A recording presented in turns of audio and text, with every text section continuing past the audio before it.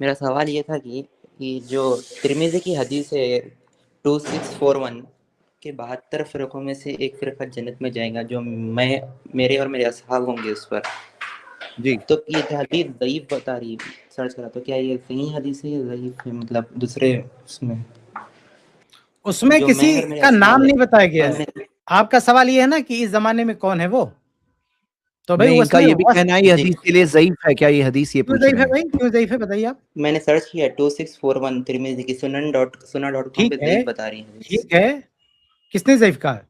زبیر علی زئی کی تحقیق میں. ٹھیک ہے، انہوں نے ضعیف کہا ہوگا، لیکن ہم جب اس روایت کو کوٹ کرتے ہیں اس ہسٹری میں آپ جا کے سن لیجئے، میں نے درجنوں بار کوٹ کیا ہوگا. میں ہمیشہ تاریخ واسط سے پیش کرتا ہوں اس کو، ترمذی سے نہیں. تاریخ واسط کی جو سند ہے اس میں وہ پرابلم نہیں ہے، وہ ضعف نہیں ہے جو سند ترمذی کی سند میں ہے.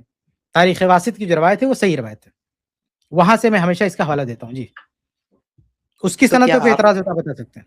تو کیا اہل حدیث سلفی کی حدیثی منہج پر ہے؟ پہلے کون سی؟ حدیث کا ترمذی کی مسئلہ رسالت کلیئر ہوا، حدیث صحیح ہے ضعیف ہے کلیئر ہوا. سوالات بھائی، جی ہاں پہلا سوال کلیئر جی ہو ہاں گیا کہ صحیح حدیث صحیح ہے ضعیف. ہے. جی ہاں، وہ شیخ فرقہ کفایت نے کون سا سوال ہے ابھی پوچھا. سنن ترمذی کی زمانے میں؟ روایت میں ہے مسئلہ ہے، مجھے پتا ہے، اس لیے میں ہمیشہ اس کو تاریخ واسط سے پیش کرتا ہوں. وہ بھی امام ترمذی کے معاصر تھے، وہ بھی اس کتاب کے مصنف بھی امام ترمذی ہی کے دور کے ہیں، اسی سیم زمانے کے ہیں.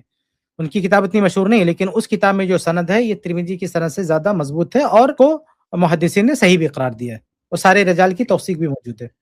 اگر اس میں کوئی آبجیکشن ہو تو آپ لکھیں یہ سوال، میرے خیال سے یہ بات واضح ہو گئی ہے. جی ابھی بولو اس دوسرا سوال. زمانے میں کون سا فرقہ وہ فرقہ اس حدیث کے تابع ہے؟ مطلب کون سا فرقہ وہ حدیث کا دعویٰ کر سکتا ہے؟ اس میں کوئی شک نہیں کہ اہل الحدیث الحمدللہ، کیونکہ اس میں جو وصف بتایا گیا ہے، وصف کیا بتایا گیا ہے کہ ما انا علیہ الیوم و اصحابی، کہ ان کی علامت یہ ہے کہ وہ ان چیزوں پر ہوں گے جن پر آج میں ہوں. تو اللہ کے نبی صلی اللہ علیہ وسلم کس چیز پر تھے؟ قرآن اور حدیث. آگے ہاں کہا جی، و اصحابی، اور میرے صحابہ.